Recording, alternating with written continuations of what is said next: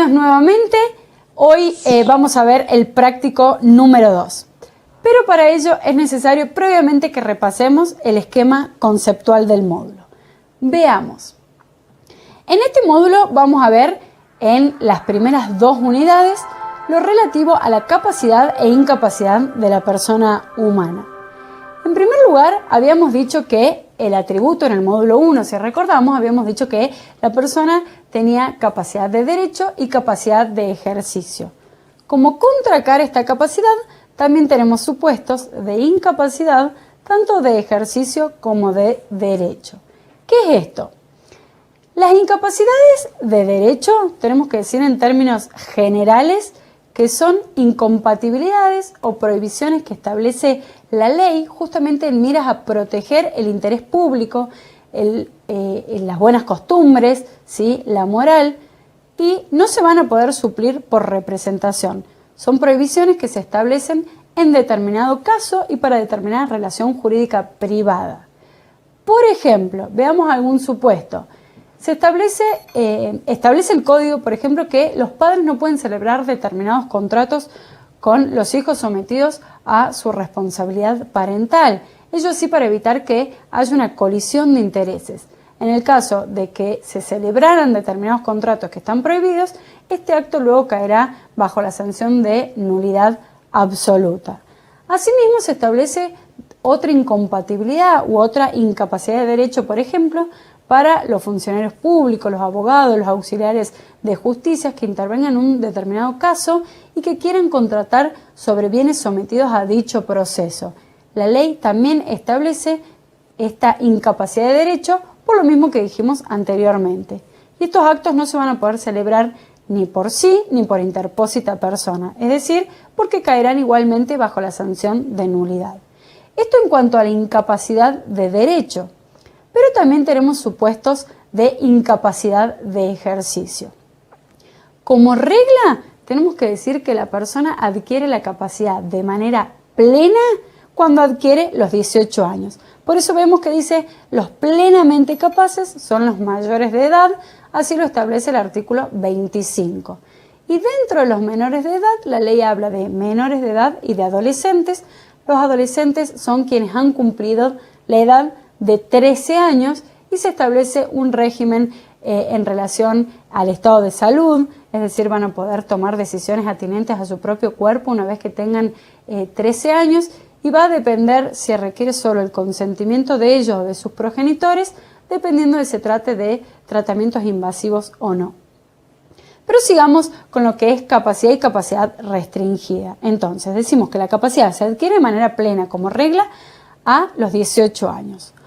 Otro supuesto que está al límite entre lo que es capacidad plena y capacidad restringida es el caso de los emancipados.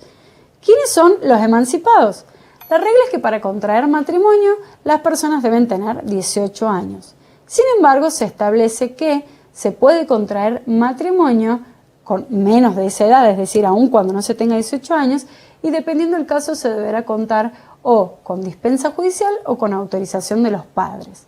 Si las personas han cumplido la edad de 16 años, solo requerirán autorización de los padres y en caso de ser denegada, deberá otorgarse la dispensa judicial.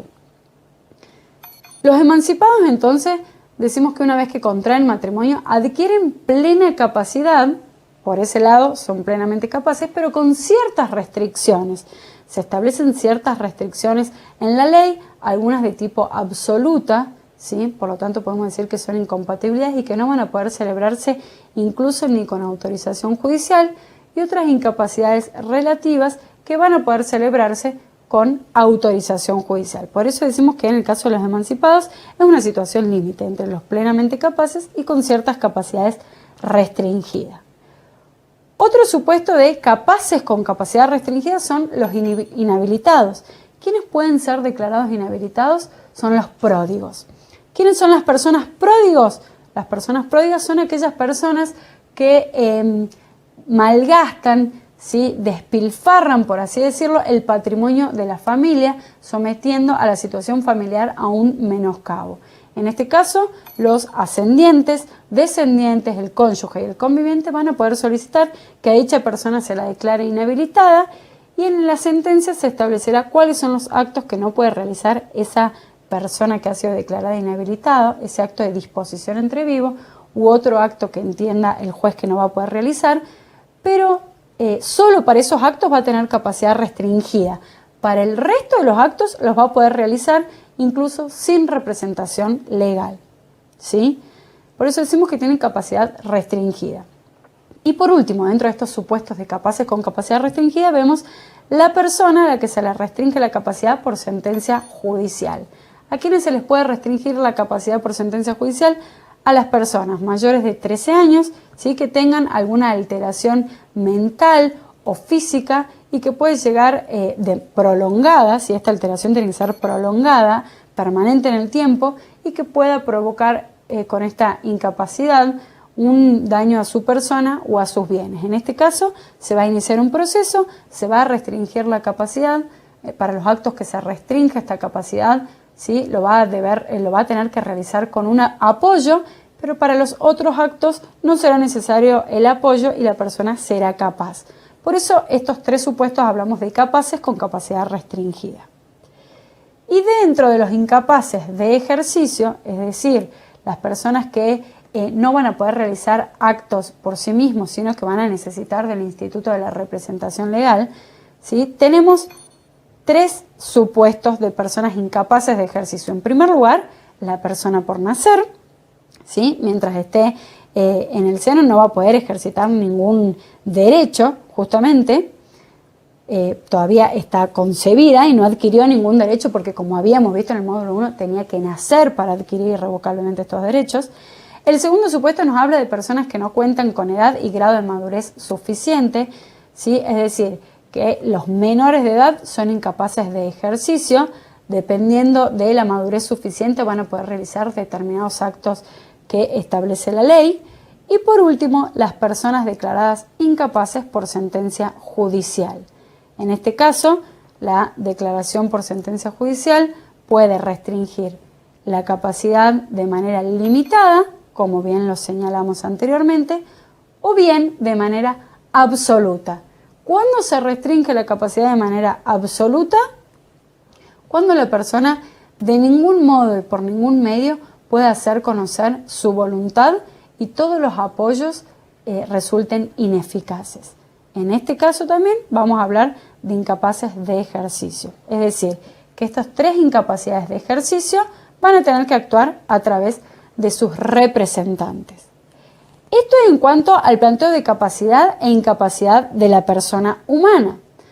Pero también en este módulo, ¿sí? Vamos a ver en la bolilla 6, en la última bolilla que comprende el módulo 2, vamos a ver lo relativo a las personas jurídicas. El código contiene una regulación general para lo que es personas jurídicas, ¿sí? En donde define, establece cuál es la personalidad diferenciada de las personas jurídicas de sus miembros y clasifica el código a las personas jurídicas en aquellas de carácter público y en las de carácter privado. Las personas de carácter público son aquellas que van a estar reguladas en su existencia y su funcionamiento por el derecho público. Sin embargo, con fines descriptivos, el código establece cuáles son. Son el Estado Nacional, Provincial, Municipal, Ciudad Autónoma de Buenos Aires, entidades autárquicas, estados extranjeros, la Iglesia Católica, entre otros. Y a su vez tenemos las personas jurídicas de carácter privado, que son aquellas que el código regula, ¿sí? El régimen general aplicable se va a aplicar a estas personas jurídicas de carácter privado, en las que se va a distinguir cuáles son las que requieren autorización del Estado para funcionar y las que no requieren autorización del Estado para funcionar. Dentro de las que requieren autorización para funcionar, tenemos, por ejemplo, las fundaciones y las asociaciones, mientras que las sociedades comerciales, el consorcio de propietarios, por ejemplo, no requieren de autorización estatal para funcionar. Y por último, en esta bolilla 6, como bien señalamos, también vamos a ver los atributos de las personas jurídicas. ¿Cuáles son? Tenemos que son el nombre, que que es el que les va a permitir individualizarse en sus relaciones sociales. El domicilio, este domicilio justamente el que va a establecer la jurisdicción de la persona jurídica, en donde se distingue domicilio y sede social. Domicilio como localidad, región donde se constituye la sociedad, y sede social, que es el lugar geográfico concreto donde funciona esa persona jurídica. Por ejemplo, si yo digo que la persona jurídica funciona en Boulevard San Juan 710 de Córdoba capital, la sede social es Boulevard San Juan 710 y el domicilio va a ser Córdoba capital. El patrimonio también es un atributo de la persona jurídica justamente para garantizar los intereses de terceros y además a los fines de que pueda cumplir el objeto social, ¿sí?, dicha persona jurídica. Y la capacidad.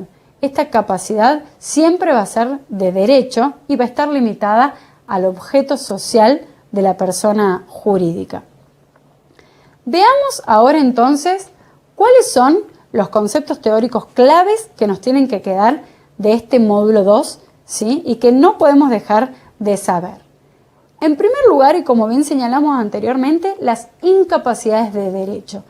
¿Qué son las incapacidades de derecho? Son aquellas incompatibilidades o prohibiciones que la ley establece para proteger el orden público, las buenas costumbres, por fines morales, ¿sí?, para evitar un daño al interés público. Y como bien señalamos, por ejemplo, le está prohibido a los progenitores hacer contratos con sus hijos que están sometidos bajo su responsabilidad parental. Esto a los fines de evitar colisión de intereses. Debemos decir que estas incapacidades de derecho son excepcionales, ¿sí?, se establecen bajo determinadas circunstancias y a los fines de una relación jurídica privada determinada, son de interpretación restrictiva y no pueden subsanarse a través del instituto de la representación legal. Dan lugar a una nulidad absoluta. Estas son notas tipificantes de las incapacidades de derecho. Otro de los conceptos claves es el de incapacidades de ejercicio. Estas, a diferencia de las incapacidades de derecho, se establecen para proteger a la persona del incapaz, justamente para evitar que terceros abusen de esa situación de debilidad y suponen la falta de aptitud o imposibilidad del sujeto para realizar por sí mismos determinados actos jurídicos válidos. Pero en este caso las incapacidades de ejercicio, ¿sí?, van a poder ser suplidas por el Instituto de la Representación Legal. Por ejemplo, de acuerdo al esquema conceptual del cual hablamos, sí, habíamos dicho que los menores de edad eran incapaces de ejercicio, ¿sí? En este caso van a poder realizar actos jurídicos válidos a través de sus representantes legales, que en determinado caso serán sus padres o bien tutores. Eso va a depender de las circunstancias fácticas. Pero se establecen en beneficio del incapaz y pueden ser suplidas por representante legal. Otro de los conceptos fundamentales es el de persona jurídica.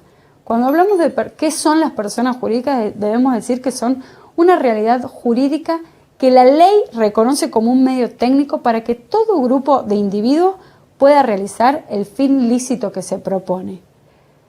Por eso decimos que las personas jurídicas tienen atributos, al igual que habíamos visto en el módulo 1, las personas humanas, pero los atributos de las personas jurídicas son el nombre, que las va a individualizar en sus relaciones sociales con otras personas físicas o bien con otros entes sociales.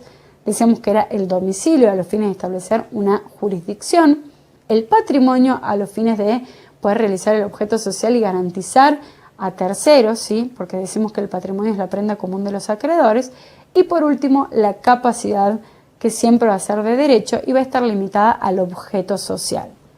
Estos son conceptos claves entonces que tenemos que tener en cuenta, ¿sí?, para resolver el caso práctico que vamos a ver en este módulo.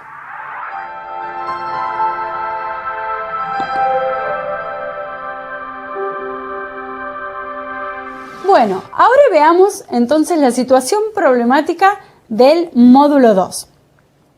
El caso se denomina Rebeca y Miguel, los planes para la boda. ¿Cuáles son los datos que tenemos que tener en cuenta para resolver este caso práctico? En primer lugar, que Miguel tiene 22 años y Rebeca tiene 16 años y desean contraer matrimonio. Eso por un lado. Por otro lado, debemos decir que Miguel es socio de la empresa La Esperanza SRL y Rebeca es perito mercantil, ¿sí? Esto tengamos en cuenta porque va a estar relacionado a las preguntas que se generan con el caso práctico. Otro de los datos relevantes es que los abuelos paternos de Rebeca le donaron un inmueble a ella y ella quiere vender este inmueble y con el dinero hacer una fiesta de la boda y hacerse una cirugía estética. Y por último, Miguel, que como bien dijimos trabaja en La Esperanza SRL, firmó un boleto de compraventa, ¿sí?, a nombre de La Esperanza SRL, es decir, en calidad de socio, y esto quedó asentado en el boleto, pero no acreditó poderes, ¿sí?, que acrediten, valga la redundancia, que él es socio de La Esperanza. El comprador interpuso demanda contra Miguel por incumplimiento del contrato. Veamos cuáles son las preguntas que tendremos que contestar. 1. ¿Miguel y Rebeca deben cumplimentar algún requisito a los efectos de contraer matrimonio? ¿Cuál? Acá tengamos en cuenta para responder esto lo que habíamos dicho al principio sobre los plenamente capaces con capacidades restringidas, ¿sí? ¿Cuál era la edad para contraer matrimonio? Si se podía contraer matrimonio con menos de la edad que establece la ley, bajo qué supuestos.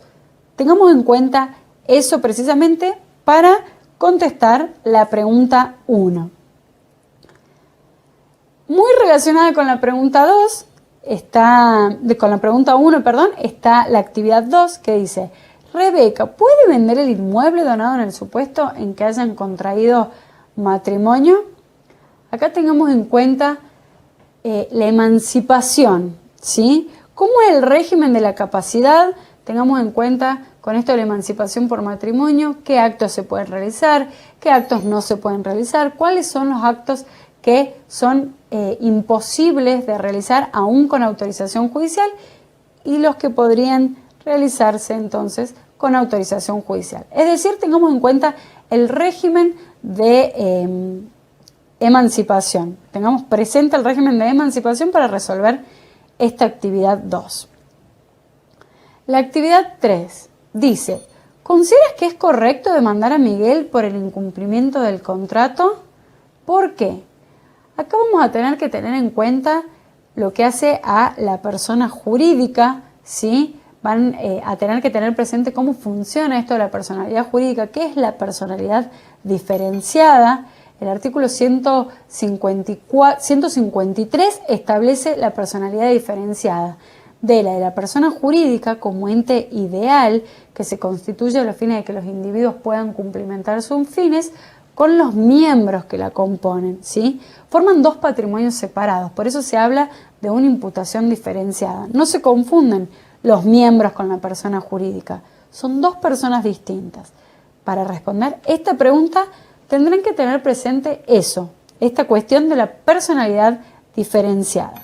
Espero que con la información brindada del caso práctico y con las orientaciones dadas en relación a las preguntas puedan responderlas con facilidad.